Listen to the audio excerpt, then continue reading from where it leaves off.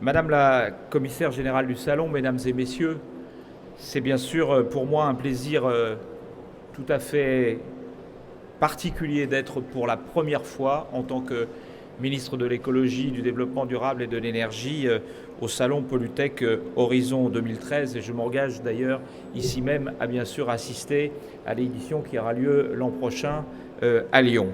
Et c'est pour moi un plaisir de saluer bien sûr les 17 entreprises lauréates du prix Entreprises et Environnement 2013. La transition écologique, ça n'est pas seulement un objectif indispensable et qui, parce qu'il est indispensable, viendrait de lui-même. La transition écologique, ce sont des femmes et des hommes qui la mettent déjà en œuvre. Et si j'avais encore un doute sur la question, la visite que j'ai effectuée me convaincrait que la transition écologique, elle est déjà en marche. Ce sont des dirigeants d'entreprise, des salariés, ingénieurs, techniciens, chercheurs ou ouvriers qui proposent des solutions nouvelles pour notre pays afin de limiter son empreinte écologique, afin de diminuer ses pollutions, afin de réduire ses déchets. En parcourant les allées de ce salon et au-delà des 17 lauréats de cette année, j'ai pu mesurer le dynamisme des 12 000 éco-entreprises qui agissent dans cette direction, que ce soit dans le domaine de la gestion de l'eau ou des déchets, du génie écologique, des énergies renouvelables ou encore de la dépollution. La transition écologique ne prendra la mesure des défis auxquels notre économie doit faire face qu'en mobilisant le génie de nos entreprises et de nos territoires. Cette conviction ici n'est pas nouvelle, puisque ce prix a été créé par le ministère en charge de l'écologie il y a de cela un peu plus d'un quart de siècle. Mais c'est l'urgence à mettre en œuvre cette conviction qui change aujourd'hui la donne. Il est désormais crucial de valoriser les entreprises qui s'impliquent dans la préservation de l'environnement et de faire connaître leurs réalisations les plus remarquables. Cela est vrai pour les entreprises du secteur des éco-industries, dont les produits et services visent directement cet objectif. Cela est aussi vrai des entreprises qui s'investissent dans d'autres voies, tout en cherchant, elles aussi, à réduire leur empreinte écologique par des innovations de tout ordre. Ce prix s'inscrit donc pleinement dans la valorisation de l'innovation et de la créativité, et les 17 entreprises récompensées aujourd'hui les font vivre. Chacune à leur façon. C'est cet esprit innovant et créatif. Je ne peux pas bien sûr les citer toutes, mais je tiens à toutes les féliciter et à leur dire qu'elles rejoignent une liste de 150 entreprises lauréates d'un concours qui a rassemblé plus de 2500 entreprises depuis sa création. J'ai pu donner quelques prix, je n'ai pu, hélas, mais finalement c'est peut-être une bonne chose pour moi, mais je les salue quand même, féliciter les vins de Buzet pour l'élu du Gers que je suis. Je pense que ça aurait été une faute sur la suite de ma carrière. Mais je les félicite quand même parce que je connais la qualité des vignerons du Buzet. Au regard de ce dynamisme, la transition écologique et énergétique apparaît pour ce qu'elle est. Elle est une stratégie de compétitivité et d'innovation pour notre pays. La compétitivité de l'économie française, c'est aussi la capacité de nos entreprises, grands groupes comme TPE et PME, à s'inscrire dans le développement des nouvelles filières pour conforter une croissance que nous voulons à la fois durable et créatrice d'emplois. Songeons que la balance commerciale des éco-industries, de l'eau, des déchets, de l'efficacité énergétique et des énergies renouvelables a été excédentaire de 3 milliards d'euros en 2012 et qu'elle est en croissance depuis 2010. L'innovation est également un des moteurs de la transition écologique, avec les programmes d'investissement d'avenir qui font une large place aux projets relevant de ces domaines. Je rappelle que le Premier ministre, le 9 juillet dernier, en présentant le programme d'investissement d'avenir numéro 2, a indiqué que sur les 12 milliards, plus de la moitié serait dédiée à des projets qui ont une résonance en termes de transition écologique et énergétique. Il est essentiel en effet d'encourager notre appareil productif à s'engager plus avant dans la voie de la recherche et développement sur ces sujets qui sont au cœur des mutations économiques et qui permettront à la France de répondre aux enjeux environnementaux qu'elle s'est fixés. On voit ainsi que 16 des 34 filières de plan industriel de la nouvelle industrie présentée par le président de la République et par Arnaud Montebourg récemment s'inscrivent là aussi dans cette perspective de transition écologique et de transition énergétique. À plus longue échéance, le gouvernement s'engage aussi à soutenir ce que l'on appelle les innovations de rupture. Un programme spécifique aux innovations qui pourrait dessiner les technologies de 2030 a été rendu public hier dans la suite des travaux conduits par la commission que préside Anne Lauvergeon. Et je note que parmi les 7 priorités retenues, 4 au moins s'inscrivent dans la transition écologique, qu'il s'agisse du stockage de l'énergie, du recyclage des matières premières, du dessalement de l'eau ou de la chimie du végétal.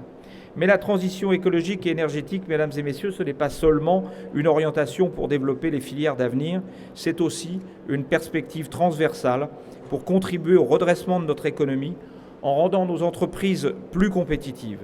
Cette compétitivité écologique dépendra de leur capacité à économiser les matières premières et les ressources qui, vous le savez, se raréfient et coûtent de plus en plus cher.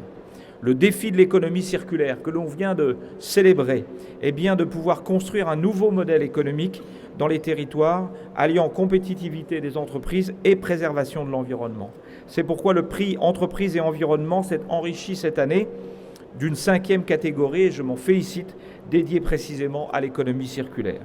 Je veux insister sur le chantier de l'efficacité énergétique, car l'énergie la moins chère, comme vous le savez, est celle que l'on ne consomme pas. Investir sur de nouveaux procédés industriels capables d'engager les entreprises sur la voie de la sobriété reste le défi majeur de la compétitivité future de nos entreprises. L'enjeu est aussi d'améliorer le fonctionnement de notre système énergétique pour lui permettre d'optimiser les réponses aux besoins tant des entreprises que des ménages. Pour relever ces 2 défis, la transition écologique doit susciter des innovations de toute nature et dans tout domaine. Il s'agit de produire différemment, plus sobrement, en polluant moins, en améliorant nos technologies actuelles et en concevant de nouvelles. Au-delà, il faudra des innovations dans les procédés et l'éco-conception devra être promue autant que possible et au même titre que l'économie circulaire afin de rompre avec le modèle linéaire actuel qui consiste, vous le savez, à produire, à consommer, puis à jeter. La transition écologique passe également par de nouveaux produits plus durables, plus sains et recyclables. Il faudra aussi inventer de nouvelles manières de vendre, de nouvelles manières de distribuer et de manager les entreprises. Autant de changements pour lesquels la transition écologique sera une source d'enrichissement de notre modèle économique et social avec davantage de sens et de relations humaines. Au-delà du prix Entreprises et Environnement, 3 autres secteurs portant sur des enjeux spécifiques sont à l'honneur lors de ce salon. Tout d'abord, l'industrie. Même si de nombreux progrès ont été accomplis, l'industrie reste encore un champ de pollution, de consommation d'énergie et d'émissions de gaz à effet de serre. Pour conserver et même pour valoriser les entreprises et consolider leur présence sur notre sol, tout en faisant de notre pays celui de l'excellence environnementale, il y a là un défi que nous devons relever. Et parvenir à le relever constituera un levier de développement et de compétitivité très profond. Et je salue les initiatives qui visent à mettre la transition écologique au cœur de l'usine du futur. Ensuite, la ville durable. La majorité de l'humanité vit désormais en ville et cette évolution ne va pas s'interrompre. L'artificialisation des terres est source de risques pour la biodiversité, pour la nourriture humaine et animale et pour l'équilibre écologique. Songez que la France perd tous les 7 ans l'équivalent d'un département en matière d'artificialisation des sols. Il est donc indispensable de bâtir une nouvelle vision de la ville qui parvienne à contenir l'étalement urbain, à réduire nos émissions de CO2 et à mettre en place des écosystèmes plus efficients en termes de flux d'énergie, de matière, d'eau et de déchets. Nos entreprises de services sont souvent très bien placées dans ce domaine, mais il faut mobiliser plus fortement encore les technologies de l'information pour mettre en synergie toutes les solutions et adapter les infrastructures en fonction de cet objectif. Nous devons maintenant concevoir des démonstrateurs de villes durables sur notre sol, mais également à l'étranger. Un projet prend forme en ce sens dans la province de Wuhan, en Chine, grâce à l'investissement de Martine Aubry dans ce pays. Et je me rendrai d'ailleurs à la fin de cette semaine avec le Premier ministre dans la ville de Hubei, une ville importante de la province, dans la ville de Wuhan, une ville importante de la province de Hubei, où nous allons signer avec cette province un démonstrateur de ville durable qui sera réalisé par les entreprises françaises. Enfin, ce salon met aussi en avant les actions en faveur du développement durable à l'hôpital. Je suis très sensible à cette question parce que dans un contexte de vieillissement de la population, les 3500 hôpitaux, cliniques et autres établissements de santé vont continuer de se développer. Il convient là aussi de réduire notre empreinte écologique. Le secteur hospitalier, de cliniques, de maisons de santé à travers nos territoires, ce sont 470 litres d'eau par lit et par jour, 11% de la consommation énergétique totale du secteur tertiaire et 700 000 tonnes de déchets. Dans de nombreuses villes, l'hôpital est souvent le premier employeur des territoires. Il est important, comme c'est l'occasion pendant ce salon, de valoriser l'initiative dans ce secteur qui confirme le caractère profondément humain, profondément social du développement durable. C'est donc d'une mobilisation de toutes les intelligences dont nous avons besoin. C'était l'enjeu d'ailleurs de la table ronde emploi, formation et transition écologique de la 2e conférence environnementale qui s'est tenue au mois de septembre dernier.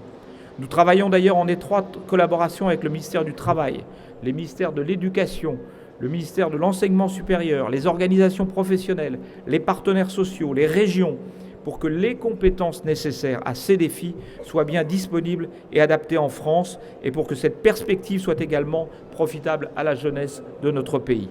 Vous le savez, les perspectives de long terme du réchauffement climatique et la pression sur les ressources de notre planète constituent une contrainte exogène qui pèsera de plus en plus fortement sur nos sociétés humaines. Plus nous retardons les décisions et la réorientation de notre modèle économique, plus difficile sera la transition.